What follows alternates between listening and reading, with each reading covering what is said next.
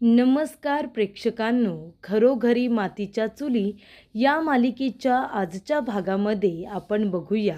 इथे आता जानकीने आयडिया दिलेली असते की खेळ मातीतले आणि त्याचबरोबर चला लहान होऊया अशी त्याची टॅगलाईनसुद्धा असते. तर प्रेक्षकांनो, इथे जानकी म्हणते की आपण जर हे खेळ ठेवले ना तर गावकऱ्यांचा, मुळशीतल्या सर्व लोकांचा आपल्याला भरभरून प्रतिसाद मिळेल. आणि सांग ना, म्हणजे गावातल्या लोकांना काय हवं असतं, त्यांना इथे गरजेच्या वस्तू जरी मिळाल्या ना तरीसुद्धा बिचारे खुश होऊन जातात. कारण इथे सारंगने विचारलेलं असतं की त्यांना आपण बक्षीस म्हणून काय द्यायचं. जानकी म्हणते त्या बिचाऱ्या शेतकरी माणसांना काय हवं काय असतं. आपल्या इथे मुळशीमध्ये का होईना की कुठेही भारतामध्ये 70% लोक हे गावाकडे शेतीच करत असतात. मग आता ते जर शेती करतात तर आपण त्यांना लागणाऱ्या गरजेच्या वस्तू देऊया ना. म्हणजे बघा, ट्रॅक्टर देऊ शकतो, बैलजोडी देऊ शकतो, इथे शेतीसाठी लागणारी अवजारे देऊ शकतो. किंवा सगळ्यात महत्त्वाचं म्हणजे गावाला जेव्हा मुलीचं किंवा मुलाचं लग्न असतं तेव्हा बिचारे गरीब आई वडील असतात, त्यांच्याकडे आपल्या मुलांचं लग्न करण्यासाठी पैसे नसतात. मग आपण एक काम करूया, पहिलं बक्षीस आपण पैशांचं ठेवूया आणि ते सुद्धा 5 लाख रुपयांचं. काय वाटतं तुम्हाला? 5 लाख रुपये जर पहिलं बक्षीस ठेवलं तर कितीतरी लोक आपल्याला प्रतिसाद देतील, हो की नाही? तेव्हा सारंग म्हणतो की खरंच ताई, खूप हुशार आहेस तू. तेव्हा ऋषिकेश म्हणतो, हा मग मैत्रीण कुणाची आहे? त्यानंतर प्रेक्षकांनो, मग आता उद्या काय करायचं? लोकांपर्यंत आपला हा प्लॅन कसा काय पोचवायचा? तेव्हा जानकी म्हणत असते, उद्या जे काही होणार आहे ते तुमच्यासाठी सरप्राईज असणार आहे, तेव्हा आपण उद्या भेटू. तर प्रेक्षकांनो, इथे आता जानकीने एक ताट आणि इथे चम्मच आणलेलं असतं आणि ती जोरजोरात वाजवत्याने म्हणते, ऐका हो ऐका, ऐका हो ऐका, तुमच्या सगळ्यांसाठी हे एक चांगली न्यूज आहे, ती ऐका. तेव्हा प्रेक्षकांनो, जानकी म्हणत असते की हे बघा, आपल्या इथे मातीतले खेळ आता आपण पुन्हा खेळणार आहोत, ते पुन्हा अनुभवणार आहोत आणि आपल्या येणाऱ्या पिढीपर्यंत आपण तो वारसा पोचवणार आहोत. तेव्हा इथे मातीतल्या खेळामध्ये जास्तीत जास्त लोकांना जर सहभाग घ्यायचा असेल तर तुम्ही घ्या आणि त्याच्यामध्ये तुम्हाला प्राईजसुद्धा मिळणार आहे बरं का. तेव्हा इथे आता मुली म्हणत असतात, पण या खेळांमध्ये फक्त मुलांनी सहभाग घ्यायचा आहे की मुलीसुद्धा सहभागी घेऊ शकतात, की फक्त बघ्याची भूमिका घ्यावी लागेल आम्हाला? तेव्हा जानकी म्हणते, नाही नाही काकू, अहो असं काय करताय, तुम्हीसुद्धा सहभाग घ्यायचा आहे. स्त्री पुरुष समानता आहे, त्यामुळे सगळ्यांनी इथे बरोबरीने उभं राहून खांद्याला खांदा लावून इथे कार्यक्रमामध्ये या खेळांमध्ये भाग घ्यायचा आहे. चला मग, पदर खोचून तयार राहा. तेव्हा काका म्हणतात, नाही ते सगळं ठीक आहे, खेळामध्ये भाग घेणार पण काही बक्षीस वगैरे असणार की नाही? तेव्हा जानकी म्हणते, काका अहो बक्षीस असणारच. तिसरं बक्षीस आहे ना, ते असणार आहे बैलजोडीचं. तेव्हा प्रेक्षकांनो, एक बैलजोडी दिली जाणार. दुसरं बक्षीस आहे ट्रॅक्टरचं आणि पहिलं बक्षीस आहे 5 लाख रुपयांचं. बरं बरं, चला आता या कार्यक्रमामध्ये भाग घ्यायचा असेल तर प्रत्येकाने हा फॉर्म भरा आणि त्याचबरोबर ते फॉर्म आमच्याकडे जमा करा आणि ज्यांना कुणाला भाग घ्यायचा असेल आमच्याकडून फॉर्म मागून घ्या. तेव्हा प्रेक्षकांनो, इथे आता ऋषिकेश म्हणत असतो, जानकी तुझ्यामुळे आता पैसे जमा होणार आहेत. तू जर नसतीस तर मी एवढे पैसे कसे जमा केले असते. जानकी म्हणते, ऋषिकेश आता इथे किंतु परंतु अजिबात बोलायचं नाही, आता सगळं काही चांगलं होणार आहे. तेव्हा प्रेक्षकांनो, इथे आता सारंग म्हणत असतो की ऋषिकेश दादाचं नाव संपूर्ण पंचक्रोशीत आता पसरणार. तेव्हा प्रेक्षकांनो, इथे आता सौमित्र म्हणत असतो की दादा खरंच, पण खरंच जानकीताई खूप हुशार आहे, चांगला आहे तुझा चॉईस. तेव्हा ऋषिकेश म्हणतो, काय? तेव्हा सौमित्र म्हणतो, नाही नाही, मैत्रीचा चॉईस तुझा छान आहे असं म्हणायचं आहे हो आम्हाला. तेव्हा प्रेक्षकांनो, जानकी म्हणत असते, गावकऱ्यांनो चला पटापट फॉर्म भरा आणि या इव्हेंटमध्ये भाग घ्या. तेव्हा प्रेक्षकांनो, ऋषिकेश म्हणत असतो, जानकी ही सगळी मेहनत तू माझ्यासाठी घेतेस ना, हे सगळं तू माझ्यासाठी करतेस? तेव्हा जानकी म्हणते, नाही, तुझ्यासाठी नाही तर आपल्यासाठी करते. तेव्हा त्याचा हात पकडते आणि त्याला ती आधार देत असते. तेवढ्यातच प्रेक्षकांनो, इथे आता मकरन आणि त्याचबरोबर माया यांनी जो माणूस ठेवलेला असतो खबरी, तो आता खबर द्यायला आलेला असतो की जानकी, ऋषिकेश आणि ऋषिकेशचे ते 2 भाऊ सगळ्यांनी मिळून आता खेळ मातीतले असा आता कार्यक्रम आयोजित केलेला आहे. चला लहान होऊया. तेव्हा माया म्हणत असते, दादू अरे तुला काय वाटतं, या खेळामध्ये काही गावकरी आता सहभाग घेणार आहेत का? तेव्हा मकरन म्हणत असतो की माया, मी तुला म्हणालो होतो ना, जानकी खूपच जास्त हुशार आहे. ती नक्कीच काहीतरी नवीन आयडिया शोधून काढणार आणि बघ तसंच झालं ना. तेव्हा माया म्हणत असते, ही जानकी ना आता डोक्यात जायला लागले माझ्या. तेव्हा इथे मकरन म्हणत असतो की जाऊ दे, जानकीचं आपण काही वाकडं करू शकत नाही, पण त्या ऋषिकेशला नक्कीच धडा शिकवू शकतो. तेव्हा इथे माया म्हणत असते, दादा काही झालं तरीसुद्धा हा इव्हेंट होता कामा नये, हा कार्यक्रम झालाच नाही पाहिजे. तेवढ्यातच प्रेक्षकांनो, इथे आता ऋषिकेश आणि जानकी हे दोघेजण आता सरांकडे आलेले असतात. Unicorn ideas media private LTD या सरांच्या आता केबिनमध्ये बसून त्यांना सांगत असतात की आम्ही कशा पद्धतीने आता इव्हेंट ऑर्गनाईज करणार आहोत, कशा पद्धतीने लोक आम्हाला प्रतिसाद देत आहेत, हे सगळं आता सरांना सांगितलं जातं. तेव्हा सर म्हणत असतात, अरे वा, खरंच तुमची आयडिया खूपच छान आहे आणि टॅगलाईन तर अतिउत्तम. चला आपल्या मातीतले खेळ खेळूया, लहान होऊया. खूपच छान. मला तर तुमची टॅगलाईन आणि तुमचा हा इव्हेंट खूपच जास्त आवडलेला आहे. तेव्हा प्रेक्षकांनो, ऋषिकेश म्हणत असतो की आणि सर हा व्हिडिओ बघा, लोकांचा जल्लोष बघा, प्रतिसाद बघा. तेव्हा सर म्हणतात, अरे वा, म्हणजे हा इव्हेंट जणू काही छोटासा कार्यक्रम होणार नाही आहे, तर खूप मोठा उत्सव होणार आहे. उत्सव. तेव्हा ऋषिकेश म्हणतो, आम्हालासुद्धा तेच वाटतंय सर, की उत्सवच झाला पाहिजे. तेव्हा इथे ऋषिकेश म्हणतो, पण त्यासाठी पैसे लागणार आहेत ना? तेव्हा किती पैसे हवेत तुम्हाला? जानकी म्हणते की 10 लाख रुपये हवेत.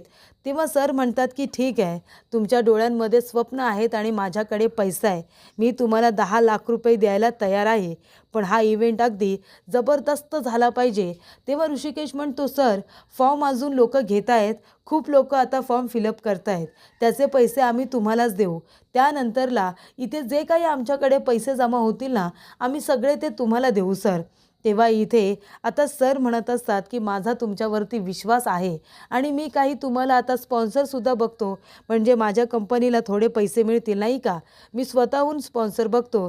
तेव्हा इथे ऋषिकेश म्हणतो, बघा ना सर, बघा प्लीज तुम्ही स्पॉन्सर बघा, फक्त आम्हाला कार्यक्रमासाठी तुम्ही पैसे द्या. तेव्हा प्रेक्षकांनो, इथे आता पैसे देण्यात आलेले असतात आणि मग काय, इथे आता मॅनेजरला बोलावल्यानंतर 10 लाख रुपये इथे जानकी ऋषिकेश यांना देण्यात आलेले असतात. तेव्हा जानकीला भयंकर आनंद झालेला असतो.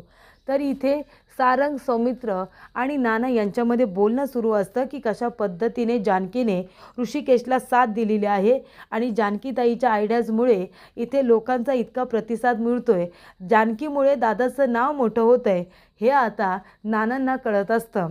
तेव्हा प्रेक्षकांनो, इथे आता सारंग वाढवून चढवून सांगत असतो आणि तेवढ्यातच तिथे सुमित्रा आलेली असते.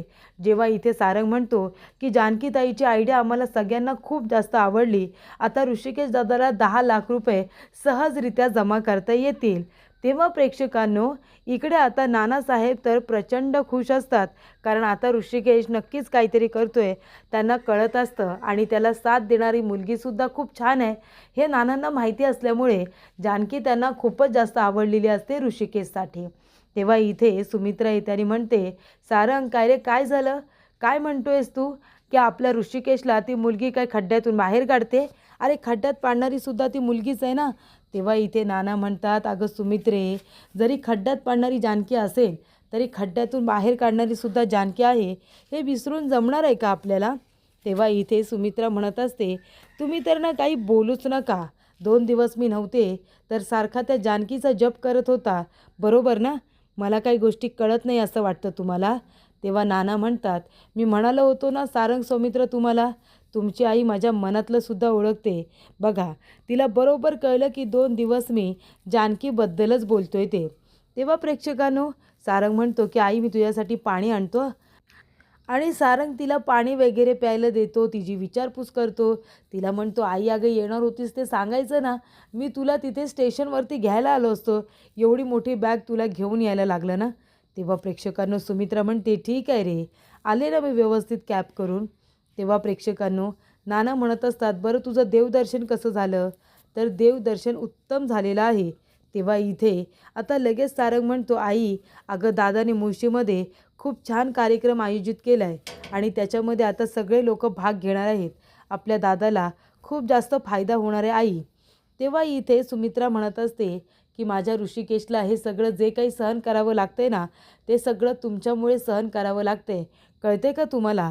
तो बिचारा तिथे एकटा मेहनत करतोय आणि तुम्ही दोघंजणे आहात इथे घरामध्ये. तेव्हा नाना म्हणतात, नाही गं, ती माझी 2 मुलं खरंच खूप चांगली आहेत. इथे ऋषिकेशच्या पाठीमागे खंबीरपणे उभे आहेत. माझे लक्ष्मण आणि भरत, या इकडे माझ्या आजूबाजूला या. आणि नाना म्हणतात की दोघेसुद्धा ऋषिकेशला त्यांच्या परीने होईल तेवढी मदत करतायत. तेव्हा प्रेक्षकांनो, इथे आता सारंग म्हणत असतो, पण खरं सांगू का, ऋषिकेश दादा आणि वहिनीची जोडी मला खूपच जास्त आवडली. तेव्हा सुमित्रा म्हणते, काय म्हणालास तू? तोंडातून पुन्हा शब्द काढू नकोस, कळलं ना? नाहीतर जीभ हासडून तुझ्या हातात देईन. त्या मुलीला वहिनी बोलायचं नाही, कळलं का? तेव्हा सारंग म्हणतो, सॉरी सॉरी आई, सॉरी, ते चुकून माझ्या तोंडात आलं. त्यानंतर प्रेक्षकांनो, इथे जानकी आणि ऋषिकेश दोघेजण आता वाळत टाकलेले कपडे आता काढत असतात. दोघेही आलेले असतात. कपडे वगैरे इथे आता काढत असतात घड्या घालण्यासाठी. तेव्हा इथे जानकी म्हणत असते, ऋषिकेश, लोकांचा रिस्पॉन्स खूपच छान मिळाला आपल्याला. तेव्हा आपली आता तयारीसुद्धा वाढलेली आहे. जोमात आपल्याला तयारी करावी लागणार आहे. तेव्हा इथे ऋषिकेश म्हणत असतो की जानकी, हे सगळं तुझ्यामुळे शक्य झाले हा. तुझी आयडिया खरंच खूप उत्तम आहे. तेव्हा जानकी म्हणते, ऋषिकेश, एवढं पण क्रेडिट देऊ नकोस मला, मी एकटीने काही नाही केले. आपल्या चौघांची मेहनत आहे याच्यामध्ये. तेव्हा इथे ऋषिकेश म्हणत असतो, जानकी, अगं पण तुला माहिती आहे का, तू माझ्यासाठी जे काही केलेस ना, त्याच्यातून आता मला लवकरात लवकर पैसेसुद्धा मिळवता येतील. पण एवढं हल्ली कोण करतं गं कुणासाठी? तू माझ्यासाठी हे सगळं का करते जानकी, सांग ना. म्हणजे का तुला वाटतंय की माझी मदत करावी? तेव्हा जानकी म्हणते, का नाही वाटणार तुझी मदत करावी? ऋषिकेश, तू खरंच खूप चांगला आहेस. हां, मला माहिती आहे तुझ्याबद्दल आधीची माझी मतं फारशी चांगली नव्हती, कारण मी तुला जज करून बसले होते ना, म्हणून मला तुझा चांगुलपणा तेव्हा दिसला नव्हता. पण आता तू इथे माझ्याबरोबर आहेस, आपण एकत्र राहतोय, मी तुला बघते, मला तुझा चांगुलपणा दिसतोय. म्हणजे आधी तू मला इथे खूपच जास्त माजुरडा किंवा पैशांचा माज असलेला, त्याचबरोबर उन्हाटप्पू असं मला वाटत होतास. अरे पण या सगळ्याच्या मागे तुझ्यामध्ये एक लहान बाळ आहे. ते खूपच जास्त हळवं आहे, त्याचबरोबर एकटं आहे. त्यामुळे मला असं वाटतं की तू खूपच जास्त चांगला आहेस आणि चांगल्या माणसाची आपण मदत केली पाहिजे, बरोबर ना? आणि ऋषिकेश, अरे तू माझ्यासाठी किती काय काय केलेस. एक मुलगी जी शिक्षणासाठी नोकरीसाठी मुळशीमध्ये आली, तिच्यावरती आरोप करण्यात आले, तेव्हा तू एकटा सगळ्यांच्या विरोधात जाऊन माझ्या पाठीशी खंबीरपणे उभा राहिलास आणि तुझ्या घरामध्ये राहण्याची सुद्धा मला जागा दिलीस, बरोबर ना? माझा मान सन्मान जपलास. तेव्हा जानकी म्हणते, तू इतका चांगला आहेस, मग तुझ्यासाठी एवढं तर केलंच पाहिजे ना? खरंच ऋषिकेश, तू खूप चांगला आहेस, असं आता जानकी ऋषिकेशला म्हणते. तेव्हा ऋषिकेश विचारत असतो की बरं ठीक आहे, उद्या आपल्याला तयारी करायची आहे, झोपायला हवं, पैसे व्यवस्थित ठेवलेस ना जानकी? तेव्हा जानकी म्हणते, हो, आपलं देवघर आहे ना, त्याच्या बाजूच्या इथे कपाटामध्येच मी पैसे ठेवलेले आहेत. तेव्हा जानकी ऋषिकेश दोघेजणं झोपायला जातात. तेवढ्यातच मकरन आलेला असतो. त्याने येताना आता स्मोकी मशीन आणलेली असते. तो म्हणत असतो की जानकी, ऋषिकेश, ही मशीन साधीसुधी मशीन नाही आहे. याच्यातून जो धूर येणार आहे ना, त्या धुरामध्ये मी गुंगीचा औषध टाकलेला आहे. तो वास तुम्ही घेतल्यानंतर तुम्हाला इथे गुंगी येणार आणि तुम्ही हवे तेवढे झोपणार, असं इथे आता मकरन म्हणत असतो. त्यानंतर प्रेक्षकांनो, मकरन आता खिडकीतून तो पाईप आतमध्ये सोडतो आणि जानकी ऋषिकेशला बघत असतो. तर इथे जानकी आता वरती खाटेवरती झोपली असते आणि ऋषिकेश इथे आता खाली झोपलेला असतो. त्यामुळे प्रेक्षकांनो, इथे आता मकरनने हे सगळं मुद्दामून केलेलं असतं त्यांचा इव्हेंट खराब करण्यासाठी. तर प्रेक्षकांनो, पुढील भागामध्ये बघूया. जानकी म्हणत असते की ऋषिकेश, अरे संपूर्ण घरामध्ये पैसे शोधले, म्हणजे एक कोपरासुद्धा शोधून काढला, पैसे कुठेही नाही आहेत. तेव्हा ऋषिकेश म्हणत असतो की जानकी, आपले पैसे कुणी चोरले तर नसतील ना? त्याचबरोबर प्रेक्षकांनो, इथे आता मकरन म्हणत असतो की ठीक आहे, मी तुमचा इव्हेंट ऑर्गनाईज करायला तयार आहे, पण आता या इव्हेंटमध्ये तू विरुद्ध मी, आपण दोघेजणं खेळणार. बघूया कोण जिंकते ते, आणि जो जिंकेल ना त्याला प्राईज मनी तर मिळेलच, पण जानकीसुद्धा त्याचीच होईल. तेव्हा इथे ऋषिकेश म्हणतो, काही नाही, चल जानकी, तेव्हा जानकी म्हणते की चॅलेंज ॲक्सेप्टेड. माझा ऋषिकेशवरती पूर्ण विश्वास आहे, जिंकणार तर आम्हीच, असं इथे आता जानकी ऋषिकेशचा हात पकडून मकरंदला म्हणत असते.